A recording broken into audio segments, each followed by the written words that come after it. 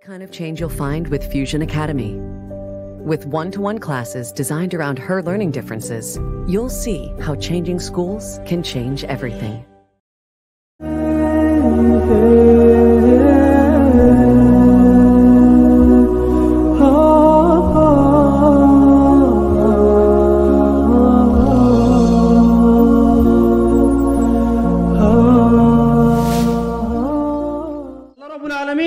তার নবীর মাধ্যমে আমাদেরকে জানাচ্ছেন, কি জানাচ্ছেন? সূরা কাহফ আপনি তেলাওয়াত করবেন, ইনশাআল্লাহ আপনি দাজ্জালের ফিতনা থেকে বেঁচে থাকবেন। সারা বিশ্বে ম্যাসাকার করে দিবে সে, হাতে জান্নাত জাহান্নাম নিয়ে ঘুরবে, মানে উন্নতি এবং ধ্বংস। আর কি 40 দিন সে পুরো বিশ্বটাকে শাসন করবে। কতদিন? 40 দিন। কোত্থেকে আসবে? উত্তর তিনটা। কয়টা? তিনটা বর্ণনা পেয়েছি আমি, এর চেয়ে বেশি থাকতে পারে, আমার হয়তো জানা নাই। আমি তিনটা পেয়েছি। এক, খোরাসান থেকে সে বের হবে, 1 নাম্বার। 2 নাম্বার, ইস্পাহান একটা জায়গা আছে ইরানের, সেখান থেকে বের হতে পারে, 2টা। 3 নাম্বার হচ্ছে শাম, ইরাক। ইরাক এবং শাম, শাম বলা হয় প্যালেস্টাইন সহ পুরো যে Jordan, Libya, Lebanon, Jordan, Lebanon, Syria, পুরো জায়গাটাকে শাম বলা হয়। কি বলা হয়? শাম। ইরাক এবং শামের মাঝখানের কোনো এক রাস্তা থেকে সে বের হবে। 3টা বর্ণনা আমার জানা মতো। এখন একটা কথা বলে দেয় যে ইরাক এবং শামের মাঝখানেই কিন্তু সেই রাষ্ট্রটা আছে যে রাষ্ট্রটাকে বের করে দিয়েছে। বুঝতে পারছেন কথা? সমাজদার কে লিয়ে কি কাফি ইশারা। আচ্ছা, এখন সে কি করবে? সে পুরো বিশ্বটাকে শাসন করবে, এবং যে তাকে আল্লাহ বলে স্বীকার করবে সে ওকে ছাড় দিবে, যে স্বীকার করবে না তাকে ধ্বংস করে দিবে। এমনকি একটা কওমের পাশ দিয়ে সে যাবে, বলবে তোমরা কি মানো যে আমি আল্লাহ? কওম বলবে না, মানি না, তখন ওদের করে ছেড়ে দিবে। একটা কওমের পাশে যাবে, বলবে তোমরা কি মানো যে আমি আল্লাহ? তারা বলবে হ্যাঁ মানি, তুমি আল্লাহ। নাউজুবিল্লাহ। তখন ওই কওমকে সে কি দিবে? গুপ্তধন দিবে। গুপ্তধন মানে সে যখন হাঁটবে তার পিছনে গুপ্তধনগুলো ঘুরে বেড়াবে। মানে এমন ফিতনা যেটা আপনি কল্পনা করতে পারবেন না।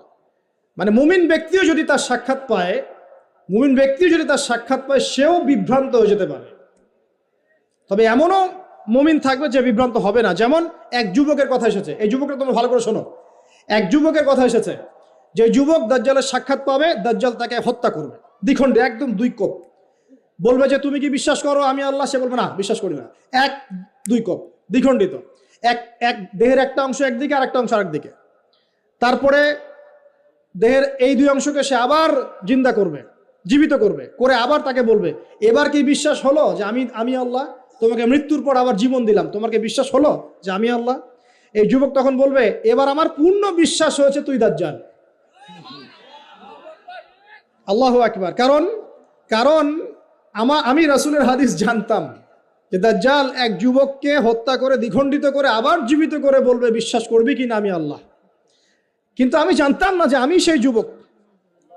কথা বুঝতে পারছেন? তো এই যুবক ইনশাআল্লাহ তাআলা উঁচু স্তরের শহীদ হবে ইনশাআল্লাহ তাআলা। তো যুবকদের জন্য আদর্শ আছে। তো দেখুন, দাজ্জালকে যারা ফলো করবে সে প্রোগ্রেস, ফলো করবে না ধ্বংস। সে বিশ্ব শাসন করবে। প্রশ্ন এখন একটা, সে কি একা একা বিশ্ব শাসন করবে? মানে একা কি করা যায়? কে তার অনুসারী হবে? কারা হবে অনুসারী? নবী সাল্লাল্লাহু আলাইহি ওয়াসাল্লাম স্পষ্ট বলছেন, কারা? ইস্পাহানের 70,000 অনুসরণ করবে। কত হাজার? এবং তার লাস্ট ফলোয়ার সম্পর্কে বলা আছে এক শ্রেণীর মহিলা যাদেরকে ঘরে রাখা যাবে না। তো সেই আদর্শ এখন ছড়িয়ে পড়েছে না? ফেমিনিস্ট রেভলিউশন ছড়িয়ে পড়েছে না? আপনি কি আপনার বোনকে ঘরে রাখতে পারছেন? আপনার স্ত্রী কি ঘরে থাকতে চায়? কেউ চায় না। এখন সবাই বাঁধন ছিন্ন করে বেরিয়ে যেতে চায়। আচ্ছা, আমি আসছি ওদের জায়গায়, শেষ করার আগে অবশ্যই তাদের জায়গায় আসবো ইনশাআল্লাহ। এখন এদের মধ্যে কি সবাই? উত্তর না, সবাই না। কারণ এমন অনেক ভালো আছেন যারা এখনো এদের পক্ষেই কথা বলেন, এমনও আছে। তাহলে কারা? যারা জালেম। যারা কি? জালেমরা। এখন একটু লক্ষ্য করেন ওয়ার্ল্ডের দিকে তাকিয়ে, যে একটা বিশ্বকে শাসন করতে হলে আপনার বিশ্বের সব বড় বড় ডিপার্টমেন্টগুলোকে শাসন করতে হয় না? শ্রীলঙ্কা নাম শুনেছেন তো? শ্রীলঙ্কা কি বিশ্বের অর্থনীতিকে শাসন করতে পারবে? মালদ্বীপ পারবে? পাকিস্তান, নামটা যদিও পাকিস্তান, কিন্তু ওখানে অনেক নাপাকি আছে। কথা বুঝতে পারছেন? অনেক নাপাকি আছে। আল্লাহ পাক পবিত্র করুন নাপাকি থেকে, দোয়া করি। তো উত্তর কোরিয়া, সে কি পারবে? আপনাকে যদি ইকোনমিক্যালি সারা ওয়ার্ল্ডকে রুল করতে হয় তাহলে সারা বিশ্বের অর্থনীতি আপনার নখদর্পণে থাকতে হবে। সেটা কি মুসলিমদের আছে? কাদের হাতে এগুলো এখন? কাদের হাতে এগুলো এখন? বুঝে নেন। তাহলে ওয়ার্ল্ডকে রুল করতে হলে ইকোনমি ডমিনেট করতে হবে। আপনি এটার ক্ষমতা আমাদের কাছে নাই, ওদের কাছে আছে। মিডিয়া নিয়ন্ত্রণ করতে হবে না ওয়ার্ল্ডকে রুল করতে হলে? ওয়ার্ল্ডকে রুল করতে হলে মিডিয়া লাগবে কিনা? তাদের হাতে। ফাইন্যান্স রুল করতে হবে কিনা? লাগবে, এটা ওদের হাতে। পলিটিক্যাল অ্যাফেয়ার্স রুল করতে হবে কিনা? হবে। মিলিটারি সেকশন রুল করতে হবে কিনা? হবে। অস্ত্রশস্ত্র এগুলো তাদের সবচেয়ে সেরা অস্ত্রগুলো লাগবে কিনা? মনে করেন আমার কাছে আছে পারমাণবিক অস্ত্র, আপনার কাছে আছে ওই যে রাইফেল, আমি কি আপনাকে ভয় করব? হ্যাঁ, আপনার কাছে যদি পারমাণবিক অস্ত্র থাকে, আমার কাছে না থাকে, আমি ভয় করতে পারি আপনাকে, তাই না? এখন এই মেজর ডিপার্টমেন্টগুলো কি তারা রুল করছে কি করছে না? করছে কি করছে না? আচ্ছা, যারা মসিহুদ দাজ্জালকে ফলো করবে তারা ওয়ার্ল্ডে আজকে এত শক্তিশালী হয়ে গেছে। তারা কি এত শক্তিশালী ছিল কখনো? উত্তর না। কখন হয়েছে? বিগত 100 বছরে। কত বছরে? প্রায় বিগত 100 বছরে। এখন আপনাকে বাঁচাবে কে তাদের থেকে? আল্লাহ পাক কি বলছেন? কোন সূরা? আল্লাহ পাক বলছেন না, রাসূল সাল্লাল্লাহু আলাইহি ওয়াসাল্লাম বলছেন। কে বলছেন? রাসূলুল্লাহ সাল্লাল্লাহু আলাইহি ওয়াসাল্লাম বলছেন কোন সূরা বাঁচাবে? সূরা কাহফ। প্রথমে সূরা কাহফ থেকে একটা ছোট্ট অংশ বলি, তারপর আমি শেষের দিকে যাচ্ছি। এই অংশটা মনোযোগ দিয়ে শোনেন। এই সূরার মধ্যে 4টা ঘটনা আছে। কয়টা ঘটনা? একটা আসহাবুল কাহফের ঘটনা, 2 নাম্বার 2 বন্ধুর ঘটনা। এক বন্ধু খুব বস্তুবাদী, আর এক বন্ধু হচ্ছে দরিদ্র মুমিন। 3 নাম্বার হচ্ছে যুলকারনাইন বাদশাহ বা নবী, অনেকে অনেক কথা বলেন, আলাইহিস সালাম, তার ঘটনা। 4 নাম্বার হচ্ছে মূসা এবং খিদর আলাইহিস সালাম, তাদের ঘটনা। এছাড়াও এই সূরার মধ্যে ইয়াজুজ আর মাজুজের কথাও আছে। একটা ঘটনা আপনাকে দেখতে হবে আগে। একটু বিশৃঙ্খলা করবেন না প্লিজ, বসেন। আমরা বেশি লম্বা করবো না আলোচনা, একটু বসেন। কোন ঘটনা? যদি কোনো প্রশ্ন থাকে আপনাদের চিরকুটে লিখবেন, লিখে ভলেন্টিয়ারের কাছে দিবেন, আমরা শেষে যদি সময় পাই দেওয়ার চেষ্টা করবো ইনশাআল্লাহ। একটা ঘটনা, মূসা আলাইহিস সালাম দাঁড়িয়ে লেকচার দিচ্ছেন, জনগণ শুনছেন। একজন দাঁড়িয়ে বললেন, নবী মূসা আপনি অত্যন্ত চমৎকার আলোচনা করেছেন, আপনার চেয়ে কোনো জ্ঞানী মানুষ কি পৃথিবীতে আছে? নবী মূসা বলছেন না। আল্লাহ পাক ধরলেন, না, তোমার চেয়েও জ্ঞানী মানুষ আছে। মূসা আলাইহিস সালাম বলছেন, কে সেই মানুষ? আমি তার সাথে সাক্ষাৎ করতে চাই। আল্লাহ পাক বললেন, তুমি 2 সাগরের মিলনস্থলে তাকে পাবে। তিনি চলে গেলেন, গিয়ে দেখলেন হ্যাঁ সেখানে একজন মানুষ আছে, তার নাম খিদর। কি নাম? নবী মূসা বললেন, হাল আত্তাবিউকা আলা আন তুআল্লিমানি মিম্মা উল্লিমতা রুশদা। হে খিদর, আমি কি আপনার অনুসরণ করতে পারি এই শর্তে যে আপনি আমাকে জ্ঞান শিক্ষা দিবেন যা আল্লাহ আপনাকে শিখিয়েছেন? খিদর বলছেন, ইন্নাকা লান তাস্তাতিআ মাইয়া সাবরা, তুমি আমার সাথে ধৈর্য ধরতে পারবে না। আগেই বলে দিলেন, এত দূরদর্শিতা, আগেই বলে দিলেন ধৈর্য তুমি ধরতে পারবে না। কথা বুঝতে পারছেন? মূসা আলাইহিস সালাম বলছেন, না ইনশাআল্লাহ আমি ধৈর্য ধরবো। আচ্ছা ঠিক আছে, চলো আমার সাথে। তারা চললেন। সামনে নৌকা, নদী পার হলেন। নদী পার হওয়ার আগেই নৌকা ফুটা করে দিলেন। একটা মাঝি, পদ্মা নদীর মাঝি, আমাকে যদি ফ্রি নৌকা পার করে দেয় আর আমি তার নৌকাটা ফুটা করে দেই, অন্যায় না? খিদর আলাইহিস সালাম এটা করলেন। মূসা আলাইহিস সালাম বলছেন, এটা কি করলেন আপনি? অন্যায় করলেন। খিদর বলে, আমি বলি নাই আপনি প্রশ্ন করবেন না, আপনি ধৈর্য ধরতে পারবেন না। ঠিক আছে, ভুল হয়ে গেছে, চলেন সামনে। আবার যাচ্ছেন, একটা বাচ্চা, ছোট বাচ্চা ডেকে নিলেন, হত্যা করে ফেললেন। এটা কি করলেন? নিষ্পাপ বাচ্চাকে হত্যা করলেন। আমি কি বলি নাই তুমি সবর করতে পারবে না? তিনি বলছেন, হ্যাঁ ঠিক আছে, আরেকবার প্রশ্ন করলে আমাকে আর সাথে নিয়েন না, চলেন। এবার সামনে গিয়ে একটা দেয়াল পড়ে আছে, একটা গ্রামে গেলেন। গ্রামে গিয়ে বললেন, নাস্তা পানি কিছু হবে কিনা, সৌজন্যমূলক। কেউ কোনো নাস্তা পানি দিল না, কোনো সৌজন্যমূলক আচরণই করলো না। ও যে বাসায় মেহমান আসলে বলে না, খেয়ে আসছেন না গিয়ে খাবেন, ওই টাইপের ছিল আর কি। তো যাই হোক, তিনি দেখলেন যে ওদের একটা দেয়াল পড়ে গেছে বেচারা। ওই দেয়ালটাকে তিনি আবার শক্ত করে নির্মাণ করে রেখে দিলেন। মূসা আলাইহিস সালাম বললেন যে এটা কি করলেন? নাস্তা পানিও দিল না, ভালো ব্যবহারও করলো না, আপনি উল্টা তার এই উপকার করলেন বিনা পারিশ্রমিকেই। কিছু আজর নিতেন তাহলে তো ভালো হতো। তো খিদর আলাইহিস সালাম বলেন, এটা হাদা ফিরাকু বাইনি ওয়া বাইনাক, আমার আর তোমার মাঝে এখন ফিরাক, পার্থক্য হয়ে গেল, আর আমাদের পথ চলা হলো না। তবে যাওয়ার আগে আমি জানিয়ে দিই, ওই নৌকা ফুটা করেছিলাম এই কারণে, যদি ফুটা না করতাম তাহলে জলদস্যু নৌকাটা নিয়ে যেত। ফুটা করে দিয়েছি, এই খারাপ নৌকা তারা আর নিবে না। ঠিক আছে কথা?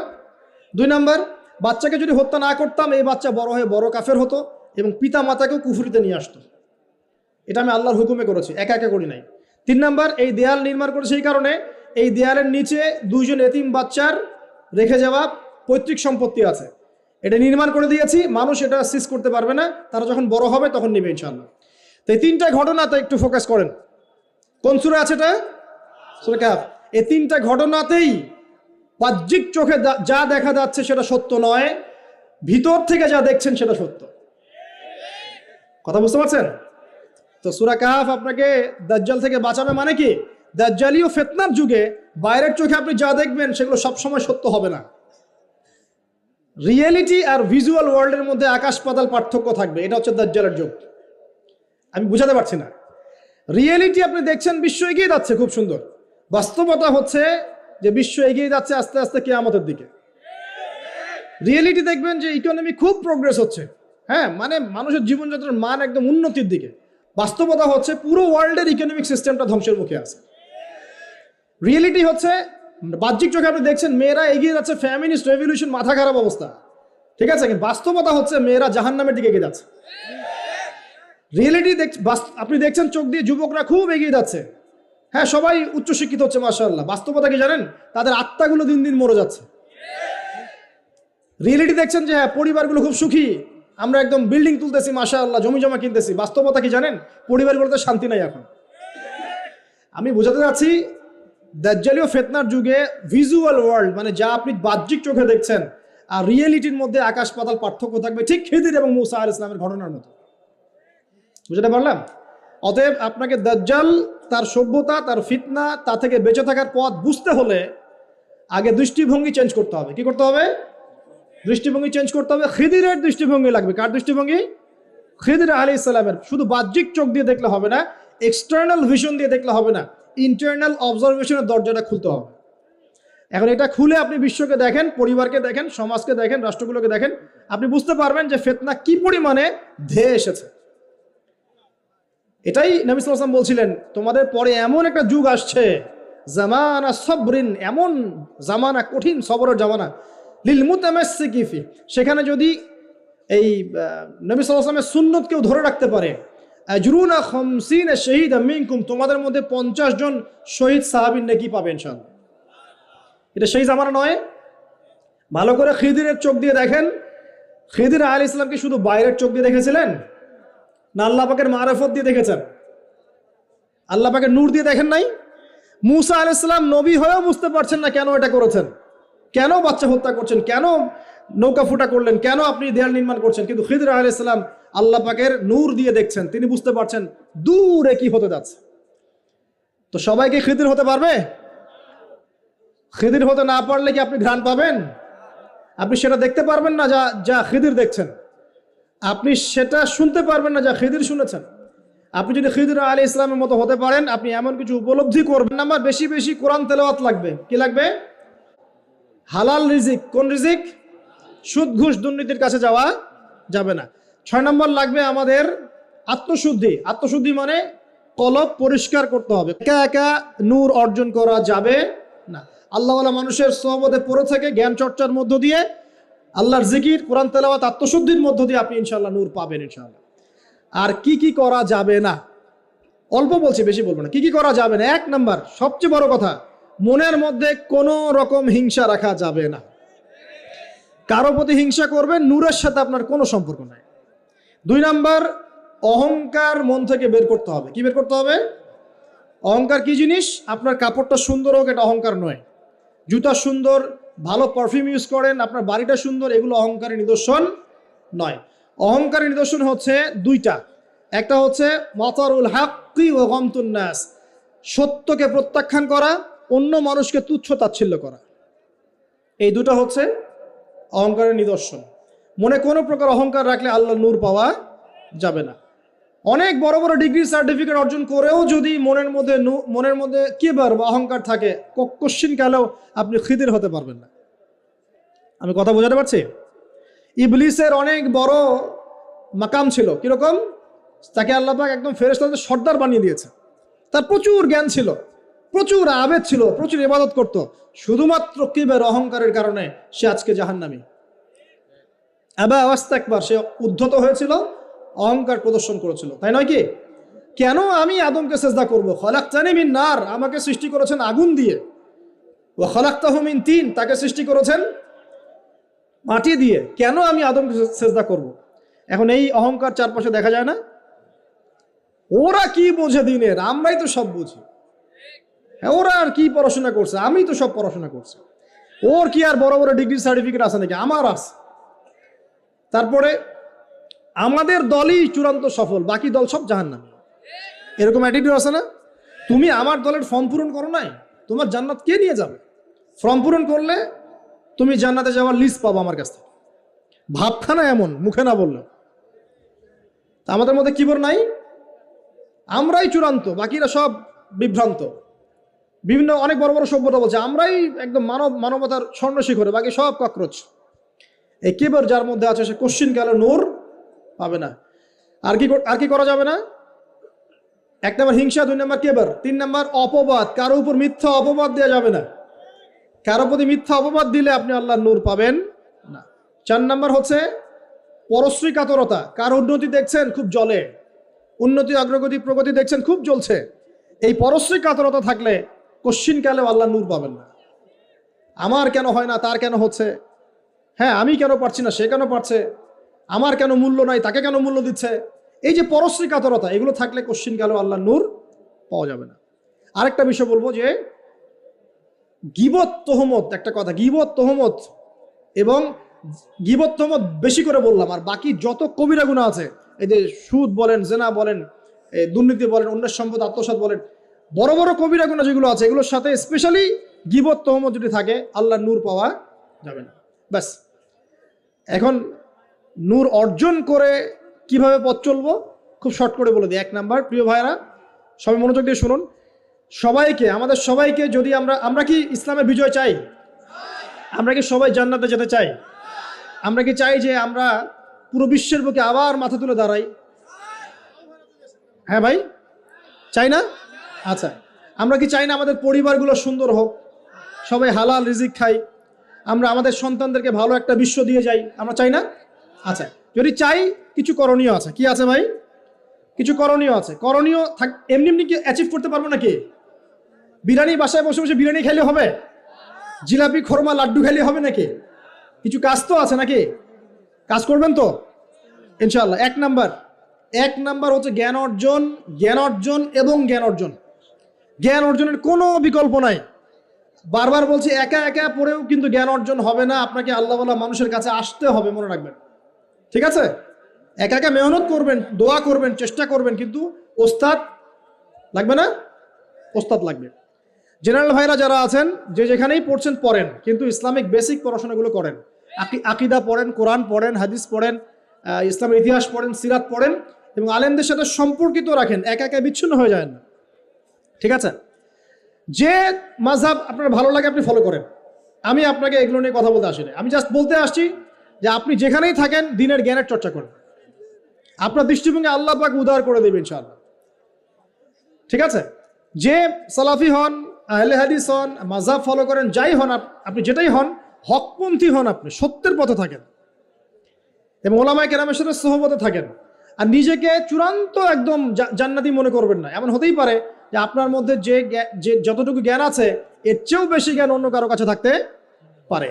অতএব সবার ক্ষেত্রে আপনি একটু উদার হওয়ার চেষ্টা করেন, আল্লাহ পাক আপনার কলবে নূর দিবে ইনশাআল্লাহ, তাজকিয়া দিবে ইনশাআল্লাহ। 1 নাম্বার জ্ঞান। 2 নাম্বার হচ্ছে আমল বাড়ানো। বেশি বেশি ব্যক্তিগত আমল বাড়াতে হবে। পারবেন ইনশাআল্লাহ? সময় নষ্ট করা যাবে না প্রিয় ভাইরা। বেশি বেশি ব্যক্তিগত আমল বাড়াতে হবে। নামাজ বাড়িয়ে দেন, রোজা বাড়িয়ে, দান সদকা বাড়িয়ে দেন। দিনী প্রতিষ্ঠানগুলো হোক আর দিনী প্রজেক্টগুলো, এগুলোতে বেশি বেশি সদকা করেন, আল্লাহ পাক তৌফিক দান করুন। বেশি বেশি হজ করেন, উমরা করেন, রোজা রাখেন, কোরআন তেলাওয়াত করেন, জিকির আজগার করেন।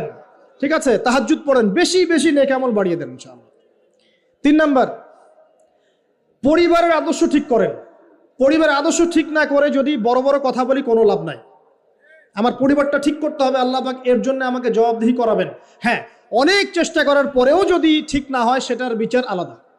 নূহ আলাইহিস সালাম 950 বছর দাওয়াত দিয়েছেন, তার একজন ছেলে ইসলাম কবুল করে নাই। তা এখন কি নূহ আলাইহিস সালাম দোষী? তিনি কি দোষী? না। মুহাম্মদ সাল্লাল্লাহু আলাইহি ওয়াসাল্লাম এর অনেকেই, চাচাদের অনেকেই ইসলাম কবুল করে নাই, তা তিনি কি দোষী? না। আপনি চেষ্টা করবেন পরিবারকে পরিপূর্ণ ইসলামী পরিবেশে রাখার, শরঈ পর্দায় রাখার। এবং আমাদের পরবর্তী প্রজন্ম যারা আছে, আমাদের ছেলেমেয়েরা, এদেরকে অবশ্যই ইসলামের সুশিক্ষায় শিক্ষিত করবেন ইনশাআল্লাহ। আমি বলছি না তাদেরকে আপনি ডক্টর বানাবেন না, ইঞ্জিনিয়ার বানাবেন না, আমি এগুলো বলছি না। অ্যাটলিস্ট আমার দ্বারা এরকম কথা আপনি শুনবেন না। আমি আরো বলি তাদেরকে আরো বড় বড় প্রফেশনে নিয়ে যান, কিন্তু ইসলামিক শিক্ষাটা আগে ছোটবেলায় দেন।